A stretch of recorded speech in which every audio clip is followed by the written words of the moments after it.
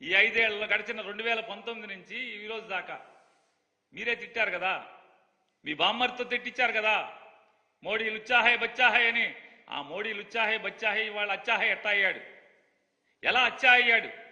ఎందుకు అయ్యాడు అంటే మీరు కూడబలుక్కుని దొంగల ఊళ్ళు పంచుకున్నట్టుగా మీరు ఏకమైపోతే సరిపోద్దా? ఈ రాష్ట్ర ప్రజలకి మీరు ముగ్గురు ఎందుకు కలిశారు?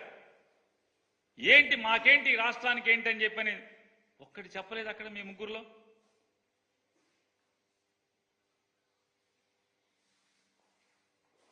ఆయన మాట్లాడతాడు చంద్రబాబు నాయుడు గారు, జగన్మోహన్ రెడ్డి గారికి సొంత చెల్లెళ్ళే ఓటు ఇద్దంటున్నారు తమ్ముళ్ళు. చంద్రబాబు నాయుడు గారు,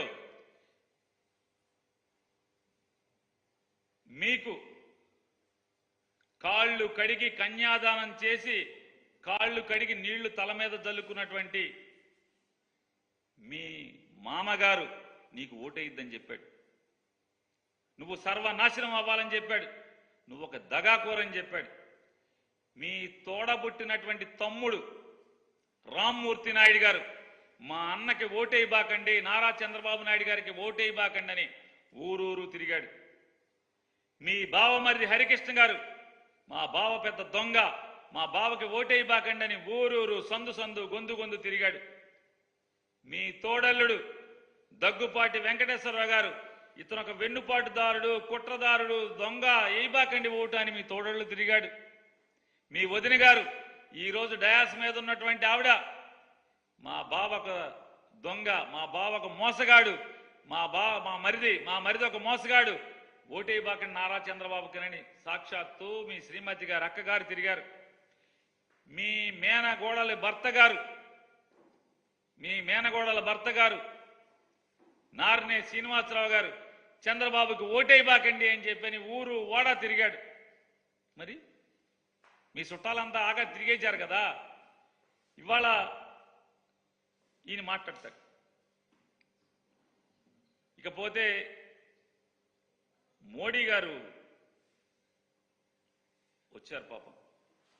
అంటే నారా చంద్రబాబు నాయుడు గారు మోడీ గారి కాళ్ళు పట్టుకుని బతిమాలి ఒప్పందం కుదుర్చుకుని, అంటే ఈ ఒప్పందాలు ఈ పొత్తులు రాష్ట్రానికి అవసరం లేదు, రాష్ట్ర ప్రజలకు అక్కర్లేదు. ఈ లోపాయికారి ఒప్పందాలు ఎవరి కోసం, ఎందుకోసం? ఈ లాలూచీలు ఎవరి కోసం? అంటే వీళ్ళు కూడబలుక్కుని ఈ రాష్ట్రానికి ఏం చేస్తారో చెప్పకుండానే, ఈ రాష్ట్ర ప్రజలకు ఎందుకు వీళ్ళకి ఓటేయాలో చెప్పకుండానే వీళ్ళు కూడబలుకుంగానే వెంటనే మనందరం ఓటేసేయాలంట, జగన్ గారిని ఓడిచ్చేయాలంట. సభ జరుపుకోవటం చేత కాదు, మైకు మోగదు. మైకు ముందు సాక్షాత్తు ఈ దేశ ప్రధాని పావుగంట సేపు బొమ్మలాగా నుంచునే పరిస్థితి. సభ జరుపుకోవడం చేత కానటువంటి మీరు ఇంక జగన్మోహన్ రెడ్డి గారి మీద యుద్ధం, సంసిద్ధం. ఏం సంసిద్ధం? మీరు దేనికి సంసిద్ధం? ప్రధానమంత్రి గారిని ఆ రకంగా మీరు అవమానపరచడం. ప్రధానమంత్రి గారు కూడా గొప్పగా చెప్పారు. ఏమని చెప్పారు? అయోధ్యలో రాముణ్ణి స్థాపించుకున్నాం, ఇది దేశానికి గర్వం. కానీ అయోధ్యలో రాముణ్ణి స్థాపించుకున్నటువంటి మోడీ గారు చిలకలూరిపేటొచ్చి ఈ బెజవాడలో 40 గుళ్ళు ధ్వంసం చేసి దేవుళ్ళ విగ్రహాల్ని చెత్తకుండీలో నుంచోబెట్టినటువంటి, ఏమనాలి అతన్ని? అతని పక్కన మీరు కూర్చుని కబుర్లు చెప్పుకుంటుంటే ఏకైకలు పక్కలు అక్కడ ఉంటే ఎవరిని అవమానిస్తున్నారు, ఎవరిని మోసం చేస్తున్నారు మోడీ గారు? మీరు ఏది మీ నిబద్ధత? దేశాన్ని అందరినీ కూడా రాముడిని ప్రతిష్ఠించుకున్నామని చెప్పి మాట్లాడుతున్నారు. ఇక్కడ మీరు వచ్చి సావాసం ఎవరితో, చట్టాపట్టాలేసి తిరిగేది ఎవరితో? 40 దేవుళ్ళ గుళ్ళని ధ్వంసం చేసినోడితో మీరు ఇక్కడ సావాసమా? మీరు దేవుడి గురించి, మీ నిబద్ధత గురించి ఎలా నమ్మాలి ఈ ఆంధ్ర రాష్ట్ర ప్రజలు? ఈ ఆంధ్ర రాష్ట్రంలో ఉన్నటువంటి హైందవులు ఎలా మీ నిబద్ధతని నమ్మాలి? గుళ్ళు కూల్చిన వాడితో మీరు సావాసం చేస్తూ చట్టాపట్టాలు వేసుకు తిరిగితే ఎలా నమ్మాలి? 5 ఏళ్ల క్రితం ఇదే మోడీ గారు గుంటూరు సభ, ఇదే గుంటూరు గడ్డ మీద, ఇవాళ ఏ గుంటూరు గడ్డ మీద వచ్చారో మాట్లాడారో మోడీ గారు, ఇదే 5 సంవత్సరాల క్రితం ఇదే గుంటూరు గడ్డ మీద నిలబడి ఏమి చెప్పారు మీరు? చంద్రబాబు నాయుడు ఒక అవినీతి పరుడు, అవినీతిలో కూరుకుపోయినటువంటి పచ్చి రాజకీయ దగాకోరు. మళ్ళీ మేము గెలవంగానే, మా ప్రభుత్వం రాగానే పోలవరంలో జరిగినటువంటి అవినీతి మీద విచారణ చేయిస్తామని చెప్పి మీరే మాట్లాడారు. సాక్షాత్తు భారతీయ జనతా పార్టీ మేనిఫెస్టోలో మీరు ఏం పెట్టారు? అమరావతి ఒక రియల్ ఎస్టేట్ స్కామ్, అమరావతి రాజధాని నిర్మాణం అనేది ఒక రియల్ ఎస్టేట్ స్కామ్. మా ప్రభుత్వం ఎన్నికలవ్వగానే, మా ప్రభుత్వం రాగానే అమరావతి స్కామ్ మీద ఒక స్పెషల్ ఇన్వెస్టిగేటివ్ టీంని ఏర్పాటు చేసి బాధ్యులైనటువంటి ప్రతి ఒక్కరిని కూడా జైల్లో పడేయిస్తామని చెప్పని మీ మేనిఫెస్టోలో పెట్టారు. ఏమైంది ఆ మేనిఫెస్టో? మరి మాకు సమాధానం చెప్పాలి కదా ఈ ఆంధ్ర రాష్ట్ర ప్రజలకి. అమరావతి స్కామ్ ఏమైంది? పోలవరం పూర్తి చేస్తామని చెప్పారు, పోలవరంలో అవినీతి జరిగిందని చెప్పారు, వారం వారం పోలవరం అని చెప్పని అంటున్నాడు అతను. కాదు, అతనికి అదొక ఏటీఎం అని చెప్పని మీరే చెప్పారు కదా. విచారణ చేస్తామన్నారు కదా. ఏమైంది విచారణ? ఆ విచారణలో చంద్రబాబు దోష నిర్దోష చెప్పరా మాకు? మీరు ప్రధానమంత్రి కదా, ప్రపంచం మొత్తం మీరు గర్వంగా తిరుగుతున్నారు కదా, నేను భారతదేశ బిడ్డనని. మరి అలాగే ఈ ఆంధ్ర రాష్ట్ర గడ్డ మీదకి వచ్చినప్పుడు, ఈ గుంటూరు గడ్డ మీదకి వచ్చినప్పుడు 5 ఏళ్ల క్రితం మీరేం చెప్పారు?